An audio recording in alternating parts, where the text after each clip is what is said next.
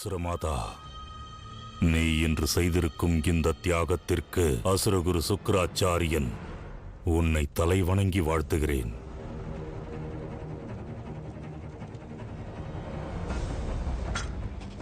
அசுர குலத்தின் எதிர்காலம் உனது தியாகத்தின் காரணத்தால் ஒரு புதிய எல்லையை எட்டப் போகிறது. அதை எவரும் மறக்க மாட்டார்கள்.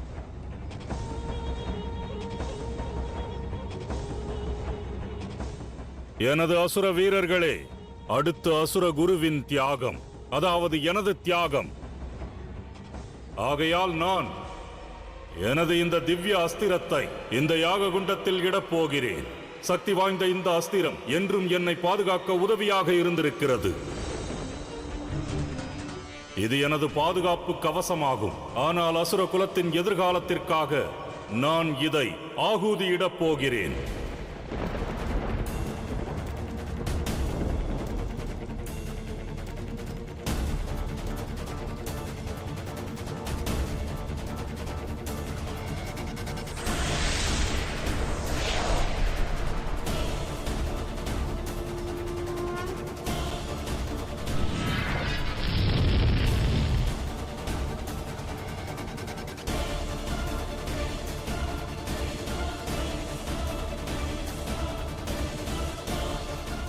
தேவராஜா, இக்கணம் அதர்மம் தர்மத்தை கடந்து வெகு தூரம் சென்று விட்டது. ஆகையால் நாம் அனைவரும் இணைந்து இந்த யாகத்தை தடுக்க வேண்டும். இப்பொழுதே தாங்கள் மாறி பொழியுங்கள். யாகத்தில் எரியும் இந்த அக்னி தானாகவே அணைய வேண்டும். அவ்வாறே நாராயணா.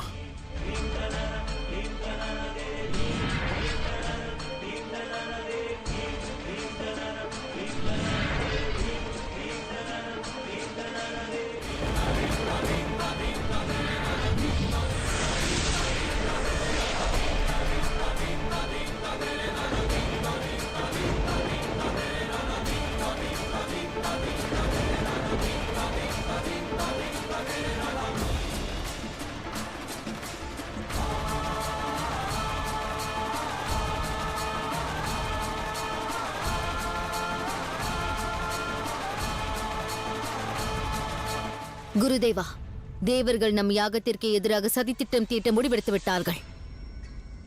ஆனால் நாம் இதில் தோற்கக்கூடாது. இந்த யாகம் நிற்கக்கூடாது.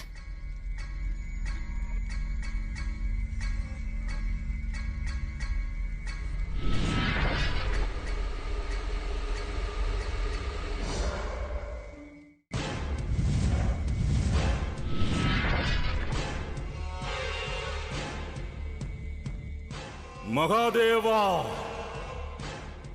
இந்த யாகத்தின் பாதுகாப்பு இயற்கையின் பொறுப்பு என்றால் நான் செலுத்தும் இந்த பானம் தேவேந்திரனின் பானத்தை முறியடித்து விடும்.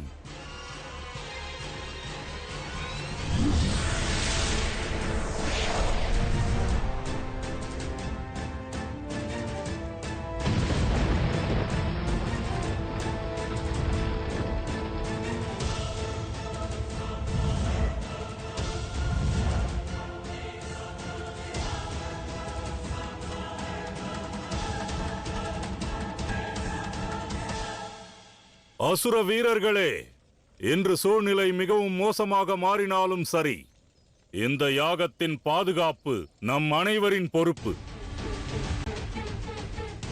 அசுரமாதா, மரணமடைந்த நம் அசுர வீரர்களின் அஸ்தியை உடனடியாக யாகத்தில் கலந்துவிடு.